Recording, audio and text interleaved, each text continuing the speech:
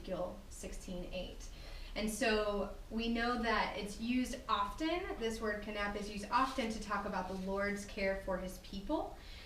It's translated in Ruth 2:12 to talk about the wings, but it can also be used to talk about the corner of a garment as a marriage proposal. So we see again the Lord's protection through this. Right here we see it come together, the Lord's protection through a marriage, which is cool because I love when the scriptures use the same word. It just helps me kind of stay on track. So, okay, we could spend all day on just those verses.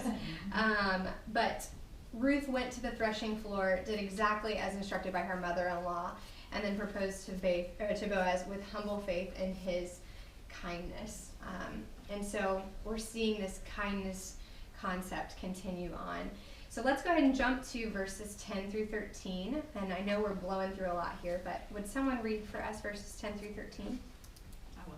Thank you so much. The Lord bless you, my daughter, he replied. This kindness is greater than that which you showed earlier. You have not run after the younger men, whether rich or poor. And now, my daughter, don't be afraid. I will do for you all you ask. All the people of my town know that you are a woman of noble character. Although it is true that I am a guardian redeemer of our family, there is another who is more closely related than I.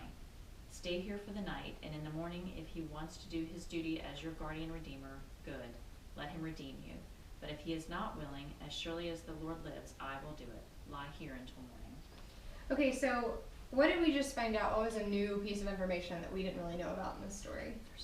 There's another land. There's a long-lost family member.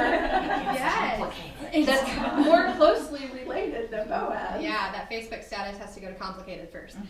So I think that I believe that the Holy Spirit included that in this passage to show, again, Boaz is not obligated to do this. He's not really a kinsman redeemer. He's not purchasing her from indentured servanthood. He's not really redeeming property. He could redeem property for Elimelech, but he's not marrying Naomi. He's marrying Ruth. So there's just he doesn't fit the criteria, and it's not a requirement by any means. And he certainly doesn't fit the requirement for levirate marriage either. So we see these laws that the Lord put in place, but we're seeing Boaz go beyond into the spirit of the law rather than just the word of the law. So Ruth revealed her loyal trust in Boaz. Oh, pardon me, I'm skipping ahead here. So Boaz responded graciously and righteously by promising to see that her redemption is secure, whether by himself or the closer kinsman whom he must offer the right to redeem first, as well as by instructing her with protective and provisional direction. So that one, again, we don't necessarily see the word kindness except for when Boaz says this kindness has been greater. And Boaz here is saying, you could have gone after young men like you said earlier. You could have gone back to Moab and just been done with this mess, but you've been kind to Naomi. Because honestly, Naomi's past childbearing age, she's not going to be able to remarry. And so if Ruth doesn't carry on the family line, then Naomi has no one to care for her. And family line is extremely important, as we know, in the Israelite culture. So, I don't know whether he could have just said, yes to her without going to this other person, but he actually, had integrity and said, no, I can't do this yet. Let me check with this person. Yeah. So his integrity. That righteousness. Yeah, that integrity. That's such a great point. Yeah, we just see this Boaz is like Bachelor of the Year, right? This is awesome. It's just a really sweet story. So we're going to just go ahead and do verses 14 through 18 together, and then we'll talk about them a little bit separately. So would someone like to read 14 through 18? Okay. Thank you so much. So she lay at his feet until morning, but got up before anyone could be recognized. And he said, don't let it be known that a woman came to the threshing floor. He also said, bring me the shawl you are wearing and hold it out. When she did so, he poured into it 6 measures of barley and put it on her. Then he went back to town. When Ruth came to her mother-in-law Naomi, and Naomi asked, how did it go, my daughter? Then she told her everything Boaz had done for her, and added, he gave me these 6 measures of barley, saying, don't go back to your mother-in-law empty-handed. Then Naomi said, wait, my daughter, until you find out what happens, for the man will not rest until the matter is settled today. Okay, so I don't know if you have this experience, but as I'm reading through this, like my heart's racing for Ruth. You know, she's at the threshing floor, like what's gonna happen? What if Boaz is like, chick, you need to leave. What are you doing here? You know, but Boaz is so kind to her, and so we start to see like, okay, this is gonna be good. This is, you know, the climax is starting, and then Ruth and Naomi don't necessarily see the ending in chapter 3, but Naomi is displaying total confidence. Naomi has not wavered, like, okay, try really hard and we'll see what happens. But she's saying, we need to act boldly and faithfully, and we know that the Lord and his kindness and sovereignty is watching over us. And so I love that she's, again, just having faith in Boaz because she has faith in the Lord. So, okay, so for that, verses 14 through 15, what do you think the blank might be? Kindness. Yes. So, would someone like to read that out? I just want to make sure we're, you know, getting this in our minds. I will. Ruth revealed her loyal trust in Boaz as she did exactly as he instructed. And once more, Boaz lavished her with kindness through a gift of barley. Okay, and Boaz sent the barley to Ruth and Naomi. So we're just seeing this overwhelming kindness, you know. And 6 measures, there's not really a way to know exactly what that is, but it's a lot. The fact that it was included in the scripture, I mean, it's probably an overly generous amount. So, and it's also interesting too because Ruth doesn't have a dowry, and Boaz isn't really expecting a dowry. He's giving instead of expecting, and that's a beautiful thing. So, okay, so would someone read the kind of summary for 16 through 18? Ruth returned to Naomi and explained that all that had taken place, her mother-in-law trusted the Lord's plan, I would say. Yes, that's and perfect. Boaz's kindness Yes. in the matter would be resolved that very day. Okay, so a couple things we're just going to poke at on chapter 4, and then I really want to just get to discussion. Would someone read chapter 4, verse, let's see, chapter 4, verses 16 through 17. I'll read it. Then Naomi took the child, laid him in her lap, and cared for him.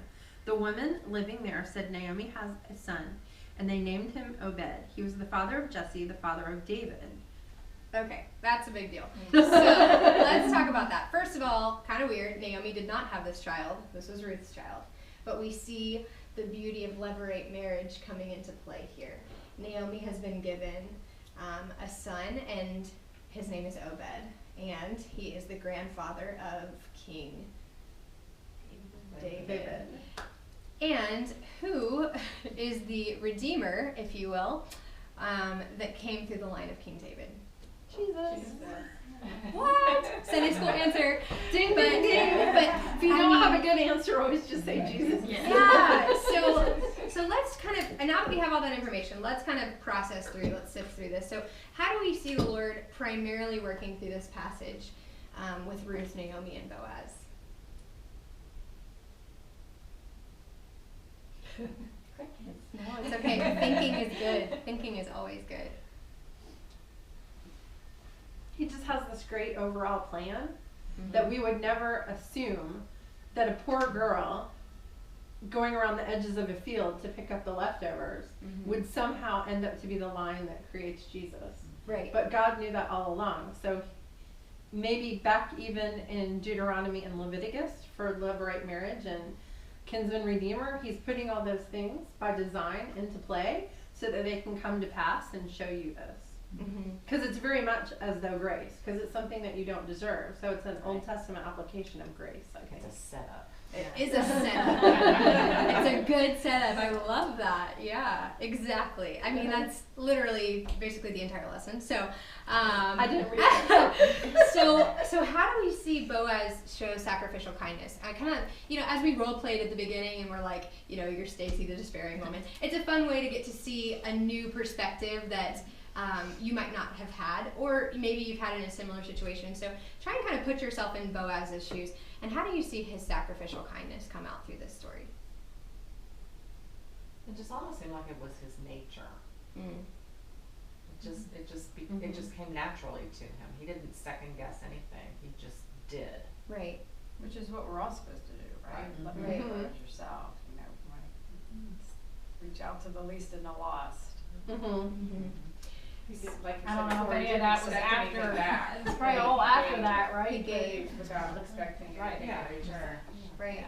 And he gave more than expected, even if there was an expectation. He wasn't like, fine, you can marry me, but you're in the outhouse and, you know, just don't talk very much. I just have to do this. You know, he was like, yes.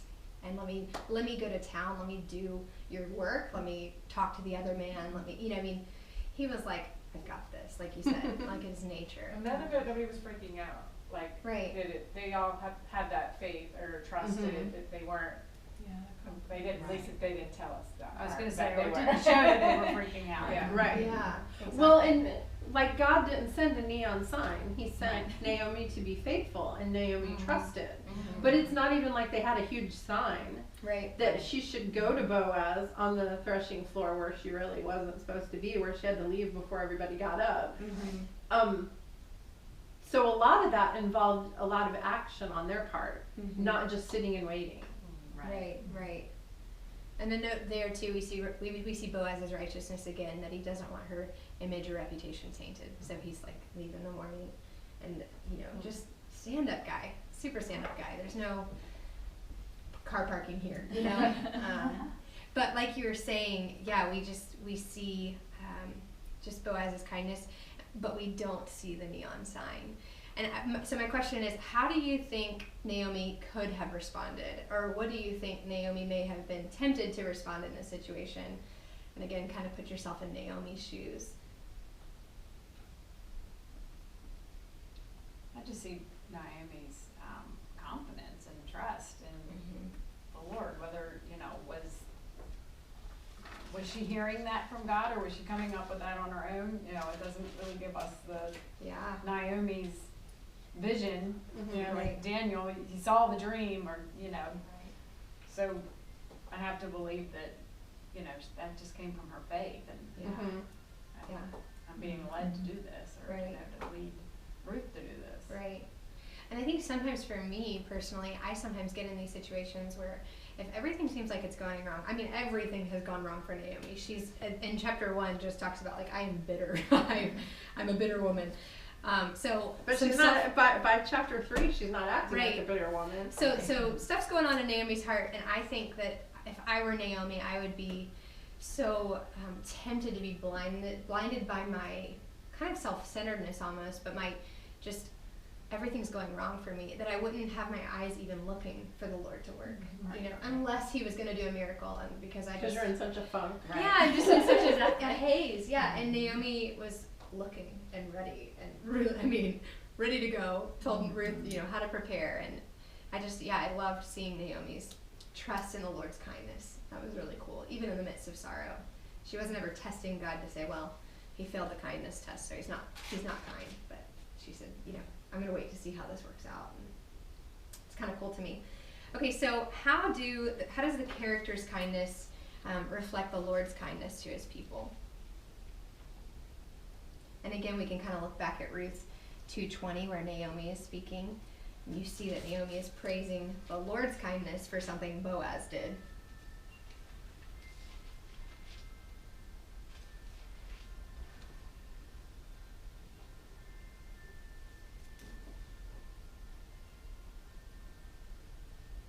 And these don't have to be profound answers, just kind of what's come into your mind with that. Say it again, how do we see the Lord's kindness showing through the characters? How do we see that reflection?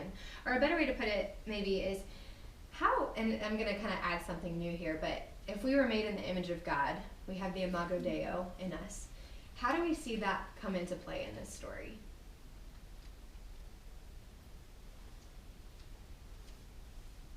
That it should come natural. If we're made in the image of God, it should come natural to us to not, I don't know the word I'm looking for. It should come natural for us to be able to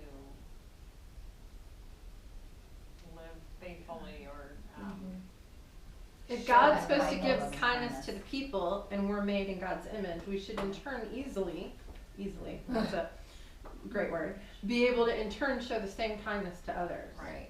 Right. not doubt. That's where I was Right. going with Right. self-doubt. Right. Yeah, and It's that's not why I calling said not me, easily it's always. It's really not, it's, Yeah. you know, she knows so much more than I do, so Right. surely he's calling her to do it. Right. not me. Right. Right. Yeah. And that's a great point. I mean, thinking about Ruth, I'm sure she had some insecurity, but her trust in the Lord's kindness, Outweighed that. yeah, it allowed her to push through those insecurities and move forward boldly. Right.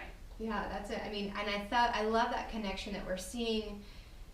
We don't see the Lord speak at all in this chapter, yet we see his hands all over it, because we in our hearts know when loving kindness, when hesed is displayed, it's only being reflected because the Lord has shown his hesed. And he's done that through this circumstance, how he set up this whole thing. And we can look, that's a whole other lesson on, the Lord's sovereignty, and that nothing happens without the Lord knowing.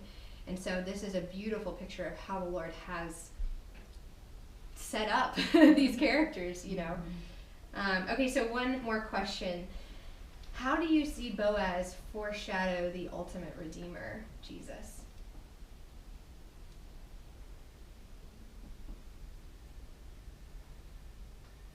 His kindness is sacrifice, I guess. Yeah. He's basically giving more than he had to. Right. Well, and he wasn't Yeah. obligated since there's Yeah. that other guy. Yeah. Well, and he just gave her so much grace and tried to protect her Yeah. reputation. And in the same way, Christ takes all of our sins, even though he's sinless. Right. He didn't Kind have of to a do new that life. either. Gives her a new life. Right. A new life, yeah. So, as you know, you guys are studied women of the Old Testament, but there's so many foreshadowings of Christ that we see. And it's just because we're seeing the Lord's character in the Old Testament, and Jesus is the Lord, and so we see Jesus' character in the Old Testament, and then we see that play out fully.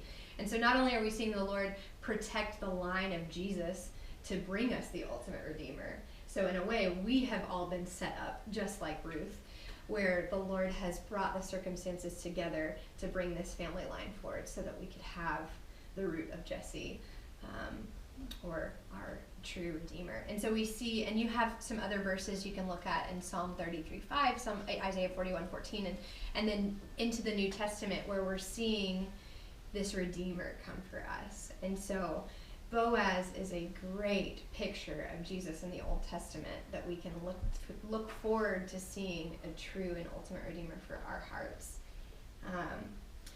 So